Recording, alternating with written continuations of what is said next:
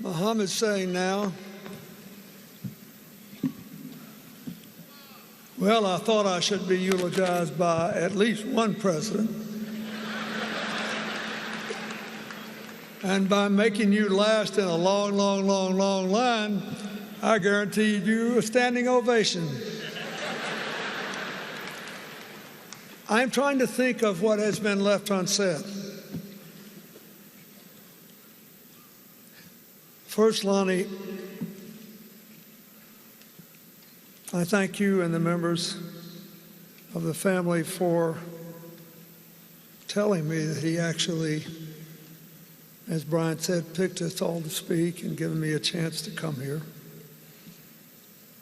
I thank you for what you did to make the second half of his life greater than the first.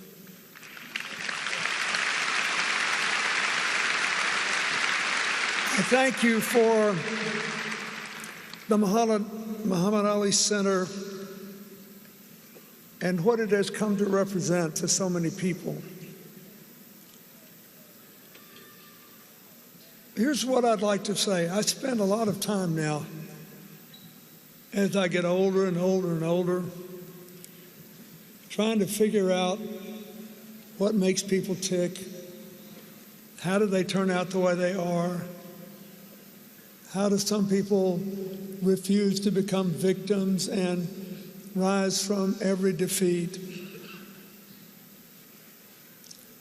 We've all seen the beautiful pictures of the home Muhammad Ali was a boy in, and people visiting and driving by. I think he decided something I hope every young person here will decide. I think he decided very young to write his own life story. I think he decided before he could possibly have worked it all out, and before fate and time could work their will on him, he decided that he would not be ever disempowered. He decided that not his race, nor his place, nor the expectations of others, positive, negative, or otherwise, would strip from him the power to write his own story. He decided first to use these stunning gifts: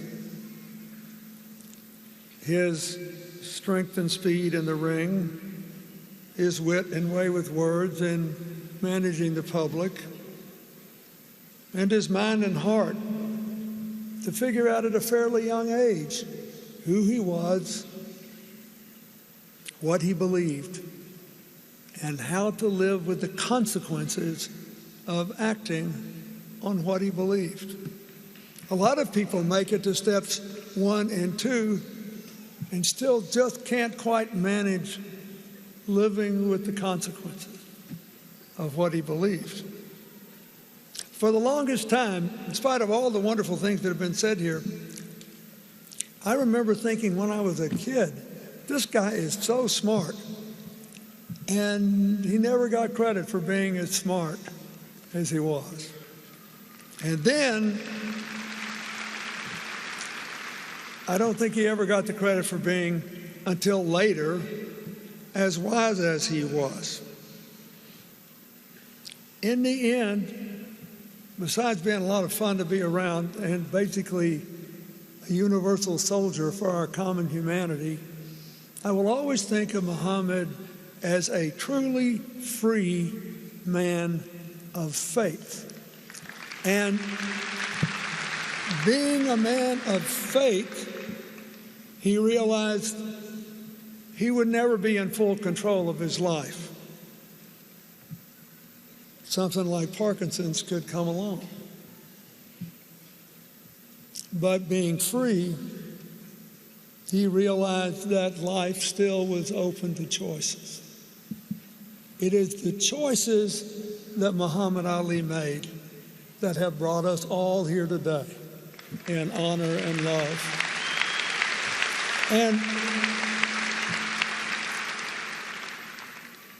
The only other thing I'd like to say I think we all need to really, really think about is that the first part of his life was dominated by the triumph of his truly unique gifts. We should never forget them. We should never stop looking at the movies. We should thank Will Smith for making his movie. We should all be thrilled. It was a thing of beauty. But the second part of his life was more important because he refused to be imprisoned by a disease that kept him hamstrung longer than Nelson Mandela was kept in prison in South Africa. That is, in the second half of his life, he perfected gifts that we all have.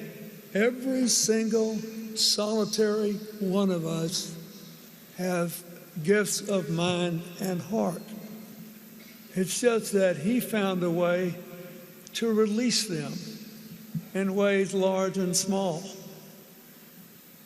I'll never forget, I asked Lonnie if she remembered the time when they were still living in Michigan, and I gave a speech in Southwest Michigan. There's an economic club there, and it's sort of a ritual when a president leaves office. And you have to get reacclimated. Nobody plays a song when you walk in a room anymore. You don't really know what you're supposed to do. And this club here, there, it's called the Economic Club, I think.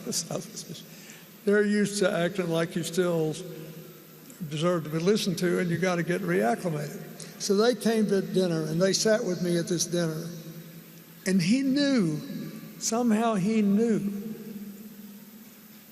that I was a little off my feed that night. I was trying to imagine how to make this new life. And so he told me a really bad joke. And he told it so well, and he laughed so hard that I totally got over it and had a great time. He had that feel about, there's no textbook for that, knowing where somebody else is in their head. Picking up the body language. Then Lonnie and Muhammad got me to come here when we had the dedication to the Muhammad Ali Center, and I was trying to be incredibly old, gray-haired, elder statesman, dignified. I got to elevate this guy. So I'm saying all this stuff in very high-tone language, and Muhammad sneaks up behind me and puts his fingers up.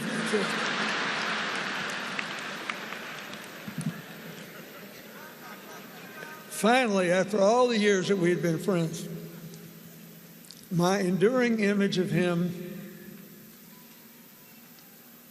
is like a little reel in 3 shots. The boxer I thrilled to as a boy,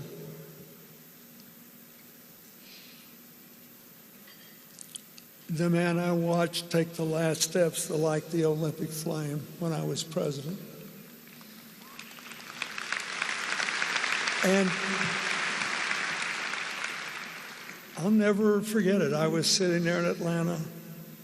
By then we knew each other. By then I felt that I had some sense of what he was living with. And I was still weeping like a baby, seeing his hand shake and his leg shake, and knowing, by God, he was going to make those last few steps.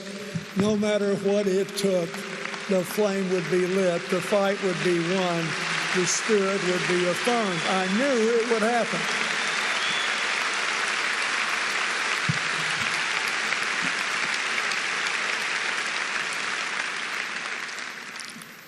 And then this, the children whose lives he touched, the young people he inspired. It's the most important thing of all. So I ask you to remember that. We all have an Ali story. It's the gifts we all have that should be most honored today, because he released them to the world, never wasting a day that the rest of us could see anyway, feeling sorry for himself that he had Parkinson's, knowing that more than 3 decades of his life would be circumscribed in ways that would be chilling to the naked eye. But with the free spirit, it made his life bigger, not smaller, because other people, all of us, unlettered, unschooled, in the unleashing said, well, would you look at that? Look at that. May not be able to run across a ring anymore, may not be able to dodge everybody and exhaust everybody anymore, and he's bigger than ever because he is a free man of faith, sharing the gifts we all have. We should honor him by letting our gifts go among the world as he did. God bless you, my friend. Go in peace.